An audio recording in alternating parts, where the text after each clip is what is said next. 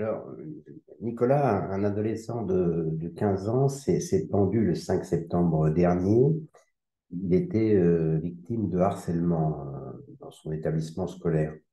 Les parents avaient indiqué au proviseur de l'établissement que fréquentait leur fils, qu'il avait déposé une main courante et leur intention de porter plainte. Euh, le proviseur a sans doute demandé la protection de l'État, son employeur. Cette protection est prévue par l'article L 134-1 du Code général de la fonction publique. L'agent public, ou le cas échéant, l'ancien agent public, bénéficie, à raison de ses fonctions et indépendamment des règles fixées par le Code pénal et par les lois spéciales, d'une protection organisée par la collectivité publique qu'il emploie à la date des faits en cause ou des faits ayant été imputés de façon diffamatoire dans des conditions prévues au présent chapitre. La protection donc, du fonctionnaire, qui est un principe fondamental, peut prendre différentes formes. Peut, par exemple, aider le fonctionnaire de l'administration qui l'emploie, peut l'aider dans une défense en justice, mais la protection, ça peut passer par un courrier dans lequel l'administration indique qu'elle protège son agent. C'est sans doute le sens de la lettre qu'ont reçu les parents, lettre envoyée par le service des affaires juridiques de l'Académie qui les met en garde. Dans leur lettre, donc les parents avaient avaient indiqué au proviseur que leur enfant était menacé, était victime de harcèlement. Et pour réponse, donc le service juridique, qui a sans doute été saisi par le proviseur, qui dit moi je demande protection, commence par parler d'un supposé harcèlement avant de juger les propos des parents inacceptables. Il leur rappelle surtout les risques pénaux d'une dénonciation calomnieuse et les enjoint, je cite, à adopter désormais une attitude constructive et respectueuse. Donc le ton est, comme le dit la presse, froid, violent, menaçant et infantilisant. Le courrier, semble-t-il, n'est pas isolé. Alors on n'a pas beaucoup d'informations, mais soit des parents ont reçu un courrier après que le directeur d'établissement, comme ici, avait demandé protection. Et donc la protection consiste à écrire aux parents en leur disant arrêtez de dénoncer de manière calomnieuse le proviseur, ou le principal, sans recherche, enquête approfondie. Ou alors, les parents se sont plaints au rectorat et ils ont reçu un courrier leur indiquant qu'il fallait passer leur chemin. Donc, ce courrier qui a été publié dans la presse a provoqué des remous, un scandale. Et la presse dit, voilà, l'État est responsable, le ministère de l'Éducation nationale, le rectorat, c'est-à-dire des administrations assez indifférenciées. En fait, si on va un peu plus loin, le droit administratif, et moi, il y a que ça qui m'intéresse ici, permet d'identifier plus précisément qui sont les responsables, avec naturellement une enquête approfondie. D'ailleurs, il y a une enquête qui est en cours. Simplement, il faut cerner les problèmes, parce que cette affaire pose plusieurs problèmes. Tout d'abord, il y a un constat qui est à la périphérie du droit administratif. C'est plutôt un problème d'institution administrative, qui est la personnalité du recteur à l'époque des faits. Le recteur s'appelle Madame Charline Avenel, et donc elle était recteur à l'Académie de Versailles à l'époque, le plus grand rectorat de France, celui qui compte le plus d'élèves. Et c'est assez intéressant de regarder quel est le profil de la rectrice. C'est un problème d'institution administrative qui révèle l'évolution de l'État ces dernières années, et en particulier de la haute fonction publique. En 2018, le recteur était nécessairement issu de l'université, de l'éducation nationale. En vertu de l'article R 222-13 du Code de l'éducation, il est toujours indiqué d'ailleurs, que nul ne peut être nommé recteur s'il n'est habilité à diriger des recherches, c'est-à-dire en principe, pas forcément, mais normalement, titulaire d'un doctorat. Donc c'est quelqu'un qui a tout un cursus universitaire. C'était la condition posée pour que l'exécutif puisse nommer une personne recteur, être habilité à diriger les recherches. Donc c'est quelqu'un de l'éducation nationale. Un décret de 2018 a ajouté un alinéa à cet article 222-13 Alinéa 2, donc après le rappel qu'il faut être HDR, comme on dit, habilité à diriger des recherches, il est indiqué que toutefois, dans la limite de 40% de l'effectif des emplois correspondants, recteurs, les personnes qui ne détiennent pas cette habilitation peuvent être nommées recteurs après avis d'une commission chargée d'apprécier l'aptitude des intéressés à exercer cette fonction. Donc, c'est une exception à l'origine éducative, à l'origine du ministère de l'Éducation nationale, du recteur. Il y a une possibilité qui est offerte. Alors maintenant, enfin, l'idée souvent qui prévaut, c'est que les universitaires ne sont pas forcément aptes à exercer des fonctions administratives. Il y a une certaine méfiance de la part de l'administration, une méfiance qu'on trouve dans d'autres domaines, hein. Par exemple, la juridiction universitaire, qui était une juridiction de pair, est désormais présidée par un membre du Conseil d'État qui juge la discipline des universitaires, parce qu'on pensait que les universitaires étaient incapables d'exercer correctement cette fonction de juger. Alors naturellement, dès peu de temps après, si j'en crois la fiche Wikipédia, dans laquelle il y a souvent des erreurs, mais je me fonde sur la fiche Wikipédia consacrée à Charline Avenel, quelques temps plus tard, quelques temps après le décret de 2018 qui permet de nommer quelqu'un qui n'est pas habilité à diriger la recherche, Madame Avenel est nommée rectrice de l'académie la plus importante de France et bénéficie donc de la dérogation qui vient d'être créée. Bon, ça a été créé pour elle, mais il y a une concomitance. Alors, quand on regarde ce qui est Charline Avenel, selon sa fiche Wikipédia, c'est quelqu'un qui a fait l'ENA, qui commence sa carrière au ministère de l'Économie et des Finances, à la direction du budget. Elle est adjointe au bureau éducation et enseignement supérieur. C'est son lien avec l'enseignement. Ensuite, elle est nommée conseillère budgétaire de Valérie Pécresse, ministre de l'Enseignement supérieur et de la Recherche, puis directrice adjointe de son cabinet. Ensuite, elle est directrice adjointe du cabinet de Laurent Wauquiez, du même ministère, qui était chargé de l'enseignement supérieur. Elle devient ensuite, de 2012 à 2013, directrice adjointe de l'Agence nationale de la recherche. En 2013, elle est nommée secrétaire générale de la Fondation nationale des sciences politiques, qui chapeaute l'Institut politique de Paris, qui est dirigé à l'époque par Frédéric Millon. Et elle reste à ce poste pendant 5 ans. Et puis, par un décret du 24 octobre 2018 qui change les règles alors en vigueur, eh bien, elle peut être nommée rectrice de l'Académie de Versailles. Elle quitte finalement ses fonctions en juillet 2023, se met en disponibilité de la fonction publique pour rejoindre un groupe privé d'enseignement supérieur, Ionis Éducation Group, parce qu'elle a une âme d'entrepreneur, paraît-il, d'entrepreneuse. Voilà, dans ce CV, on a toute l'évolution de la haute fonction publique de ces 10 dernières années. Ce n'est pas le sujet ici, hein, moi je vois l'aspect droit administratif, mais on peut faire un peu d'institution administrative. Il y a à peu près tout. Par exemple, elle a travaillé avec Frédéric Millon. Frédéric Millon, qui était directeur de Sciences Po, qui a succédé à Richard Descoings.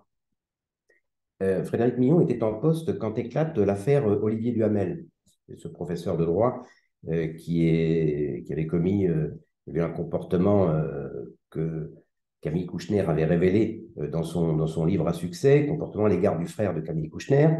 Et il avait dû immédiatement quitter toutes ses fonctions, et notamment celle de président de la Fondation nationale de la science politique, qui est la FNSP, donc qui chapeaute l'IEP de Paris, et dont l'intéressée, Charline, était secrétaire générale.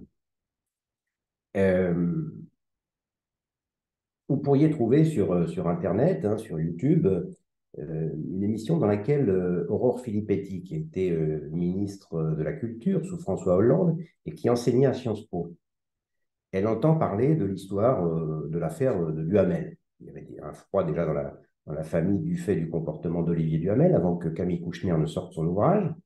Et Aurore Filippetti entend parler de cela. Ça se savait dans un petit cercle. Et donc, elle demande audience au directeur de Sciences Po, Frédéric Millon, pour savoir ce qu'il va faire face à un tel comportement du président de la Fondation nationale des sciences politiques, professeur à Sciences Po, enfin la vedette de Sciences Po, auteur d'un manuel de droit constitutionnel. C'est vraiment quelqu'un d'important. Donc, elle demande un entretien à Frédéric Millon, qui est quand même directeur de Sciences Po. Frédéric Millon, vous regarderez sur Internet, hein, vous tapez, je crois que c'est complément d'enquête, vous tapez complément d'enquête Olivier Duhamel, vous allez trouver cet extrait dont je vous parle. Donc, Frédéric Millon, face aux propos d'Aurore Filippetti, lui dit, il faut que j'en parle à Marc. Alors, Marc, ce n'est pas Marc Madiot, Marc Aurèle, on peut jouer avec les marques, hein, mais ce n'est pas cela. C'est un autre. Puis plus rien. Aurore Filippetti n'entend plus parler de rien. Et puis ensuite sort l'ouvrage de Camille Kouchner, qui révèle le comportement d'Olivier Duhamel. Et d'après Aurore Filippetti, c'est elle qui le dit, Frédéric Millon la convoque et lui dit « Tu ne m'avais rien dit ». Donc elle ne comprend pas. Mais, bon. Alors ensuite, il y a des pressions, hein. Dans un premier temps, Frédéric Millon ne souhaite pas démissionner de Sciences Po, la direction de l'IEP. C'est un poste très, très bien rémunéré et très, très visible. Et puis, sous les pressions, à la fin, il doit quand même démissionner. Il réintègre le Conseil d'État, hein, c'est normal, il est le Conseil d'État, il réintègre, il n'y a pas de problème. Il y a un problème à Sciences Po, mais il n'y a pas de problème au Conseil d'État, mais pas pour longtemps, parce qu'il y a aussi quand même un problème de visibilité, de rémunération, etc. Donc, il entre comme associé chez Gide, le grand cabinet d'avocats. On constate à la lecture du site de Gide, d'ailleurs Gide Loiret, que le cabinet a des engagements très forts en RSE, responsabilité sociale de l'entreprise.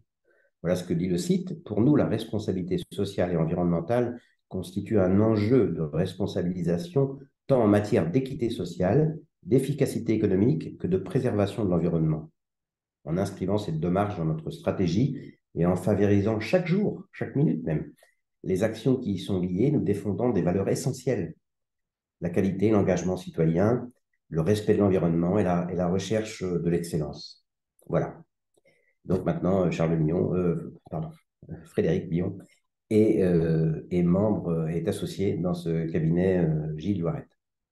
Donc, si on revient à Charline Avenel, une fois qu'elle a quitté il y a peu de temps, je crois que c'est en 2023, je l'ai dit tout à l'heure, le rectorat, oui, en juillet 2023, elle intègre, c'est l'évolution normale, un grand groupe d'enseignement privé, parce qu'elle a une âme d'entrepreneuse. Elle se met en disponibilité, parce qu'on ne sait jamais, ça peut mal tourner, donc ça lui permettra de revenir. C'est le principe.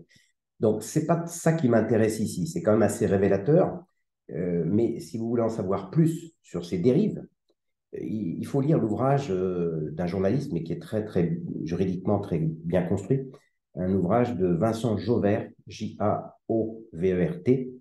qui a publié un ouvrage en 2018, Les Intouchables d'État. Très, très intéressant.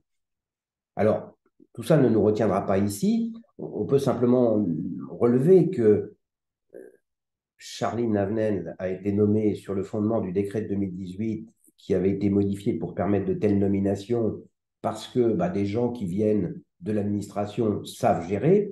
On ne peut pas dire que cette histoire de harcèlement ait révélé une capacité à gérer les problèmes au-dessus de la moyenne. Hein.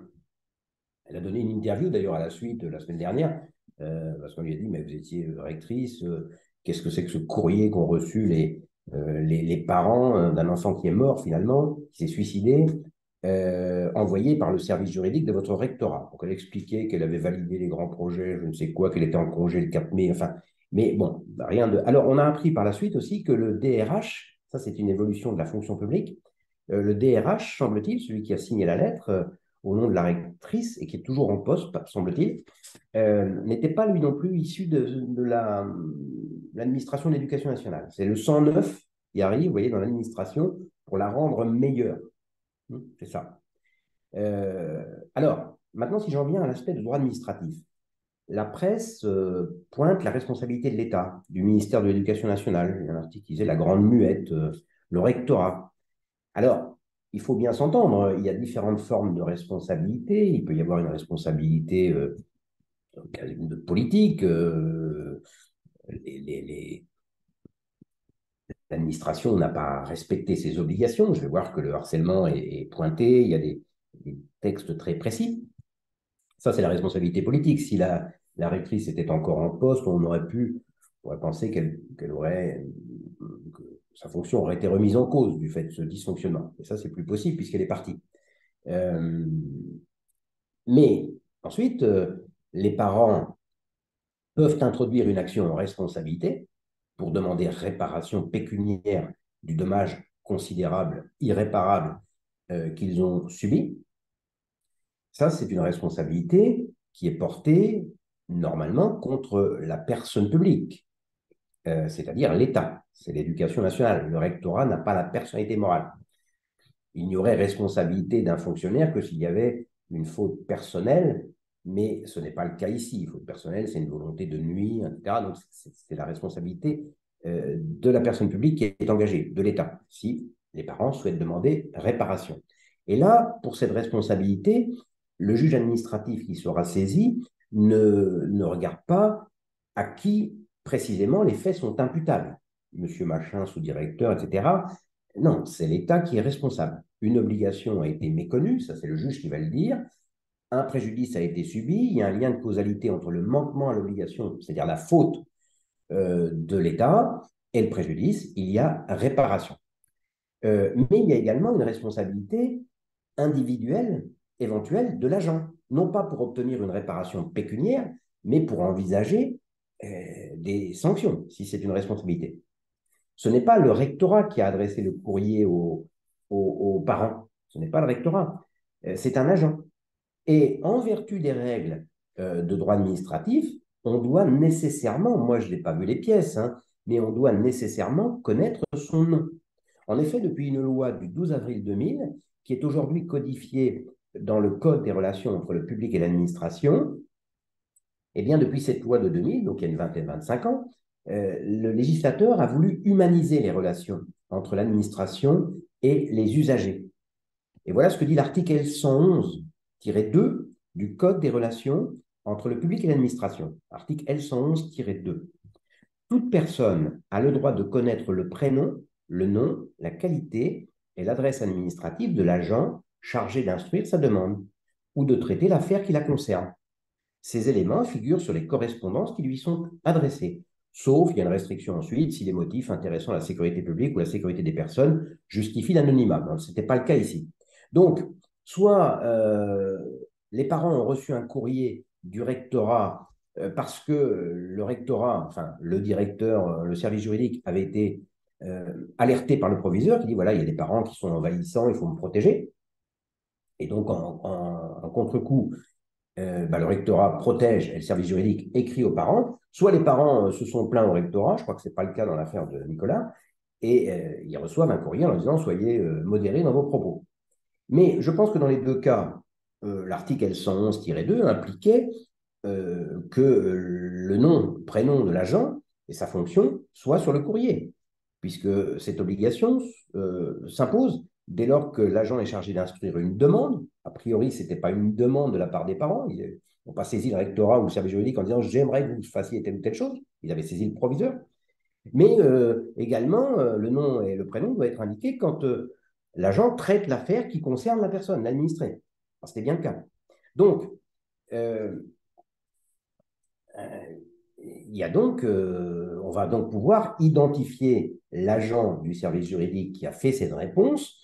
Et puis on sait aussi apparemment que le proviseur, le directeur d'établissement, n'a sans doute pas fait tout ce qui était en son pouvoir pour qu'on en arrive à cette situation dramatique.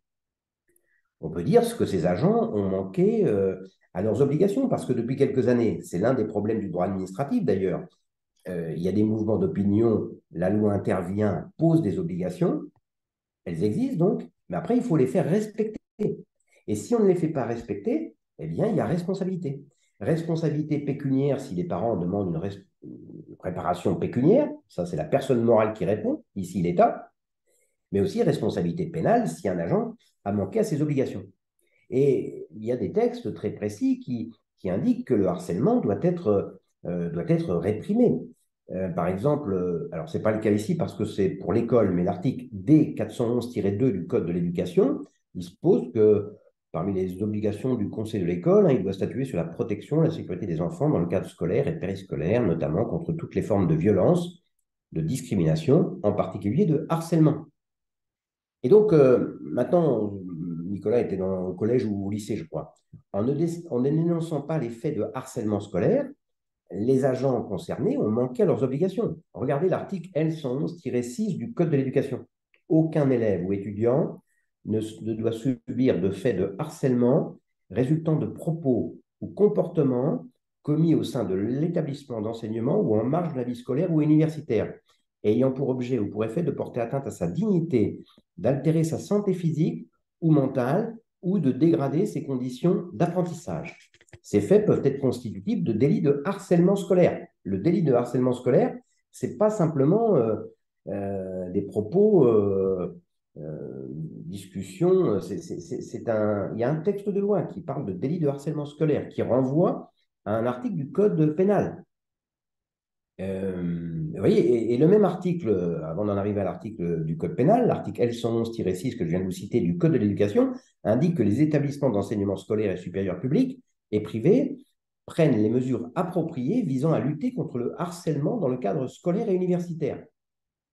Ces mesures visent notamment à prévenir l'apparition de situations de harcèlement, à favoriser leur détection par la communauté éducative afin d'y apporter une réponse rapide et coordonnée, à orienter les victimes, les témoins, les auteurs, le cas échéant, vers les services appropriés et les associations susceptibles de leur proposer un accompagnement. Donc voilà un texte de loi qui dit qu'il faut identifier les hypothèses de harcèlement scolaire. Quand on en a connaissance, il faut les faire cesser, orienter les victimes devant les instances compétentes. Voilà l'obligation. Et on sait qu'a priori, ben, les agents qui ont été saisis du problème dont on a les noms n'ont rien fait. Au contraire, ils ont dit aux parents, il faut absolument que, enfin, il faut se calmer, et sinon vous allez avoir des problèmes, on va vous poursuivre pénalement.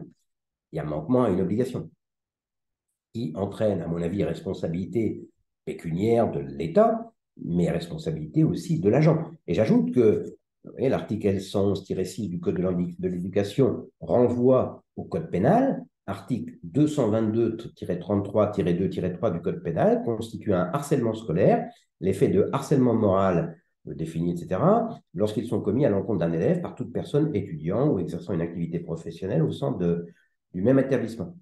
Il y a des peines, etc. Et donc, un agent qui est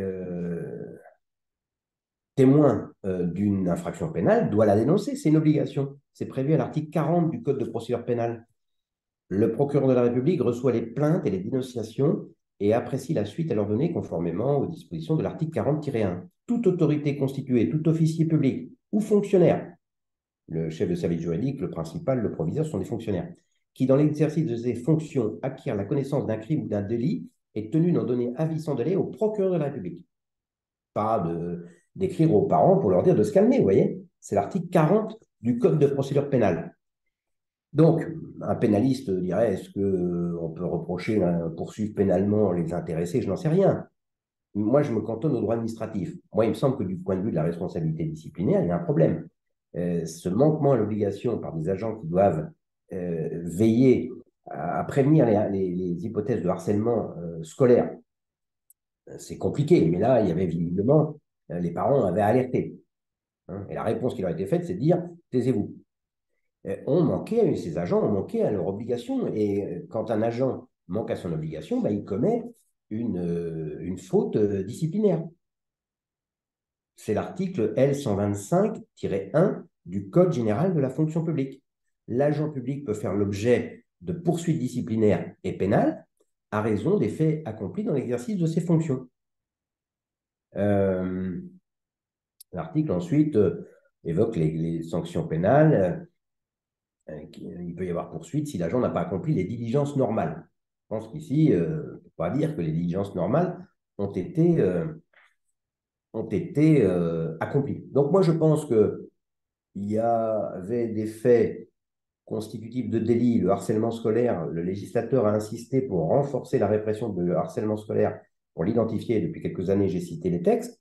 Bah, un agent public qui dit aux parents passez votre chemin alors qu'ils disent notre enfant est en situation difficile du fait d'un harcèlement, ont manqué à leurs obligations administratives. Ils pourraient faire l'objet de poursuites disciplinaires. Et on les connaît puisque le Code des relations entre le public et l'administration conduit dans les courriers l'agent à donner son identité. Quant au proviseur, au principal, lui aussi, on le connaît. Alors, à mon avis, enfin, on verra, mais je pense qu'il n'y aura pas de poursuite disciplinaire La poursuite disciplinaire appartient à l'autorité investie du pouvoir de nomination. Donc, c'est au sein de l'éducation nationale. Euh, Ça va être compliqué, vous comprenez, parce que si on poursuit, si l'autorité de nomination au sein de l'éducation nationale poursuit l'agent qui a écrit ce courrier incendiaire aux parents, il va falloir remonter à la chaîne de responsabilité. Euh, le recteur, on a un recteur qui est un expert des questions d'éducation, qui vient d'ailleurs, on a modifié les textes pour permettre le recrutement d'agents compétents, qui savent manager, qui ont des âmes d'entrepreneurs. Il va y avoir le sous-chef qui a écrit le courrier, va faire remonter au TRH, va dire bah, c'est lui, c'est plus au-dessus, etc. Donc, ça va être compliqué. Et donc, je pense qu'il ne se passera rien d'un point de vue disciplinaire, il n'y a pas pas de surprise, euh, parce que d'autant plus que l'autorité disciplinaire a le pouvoir d'appréciation. Il y a une victime, il y a un arrêt, je n'ai pas la référence sous les yeux, mais il y a quelques années, un inspecteur du travail, alors qu'il effectuait sa visite des entreprises qu'il était chargé de contrôler, il était chargé de contrôler les restaurants et débits de boissons. Alors sans doute que pour se mettre en confiance avec les gens qu'il était amené à contrôler, il avait tendance à boire un verre, puis un deuxième, puis un troisième, et en sortant d'un restaurant, alors qu'il était en fonction, il cause un accident qui provoque la mort d'un piéton, enfin, ou d'un cycliste, je ne sais plus. Il est poursuivi pénalement hein, pour le délit qu'il a commis, mais il est également poursuivi disciplinairement. On ne boit pas, même quand on est inspecteur du travail chargé contre les débits de boissons, on ne boit pas pour son travail, mais il est condamné à une peine disciplinaire faible, 3 mois de suspension, un truc. Et donc les parents de la personne qui est morte introduisent un recours contre la sanction qui a été infligée par la fonction publique, la sanction disciplinaire. Et le Conseil d'État dit non. La répression disciplinaire est interne à l'administration.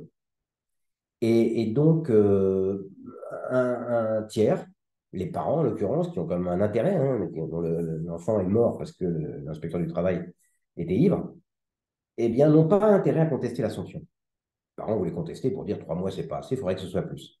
Donc, c'est une affaire entre l'autorité de nomination et l'agent. Hein. L'autorité de nomination peut décider de poursuivre ou pas. Je pense qu'elle ne le fera pas pour les raisons que je vous ai données, parce que ça obligerait à remonter dans les responsabilités. Il n'y a pas de raison que ce soit le sous-chef désigné qui prenne seul. Et parce qu'il faudrait demander à Charline pourquoi ça s'est passé comme ça dans le rectorat de Versailles, et pas une seule fois, vous voyez. Et c'est intéressant d'ailleurs parce que euh, l'arsenal existe, les textes sont nombreux qui permettent de poursuivre disciplinairement des agents. On peut donner des exemples d'agents qui, pour des faits qui, bien sûr, méritaient sans doute une sanction, mais ne méritaient pas un tel acharnement. Les dispositifs existent, on peut le faire, on peut les poursuivre, les sanctionner. Mais on peut aussi choisir, l'administration, l'autorité de nomination, peut aussi choisir de ne pas sanctionner et personne ne pourra y trouver à redire. Voilà.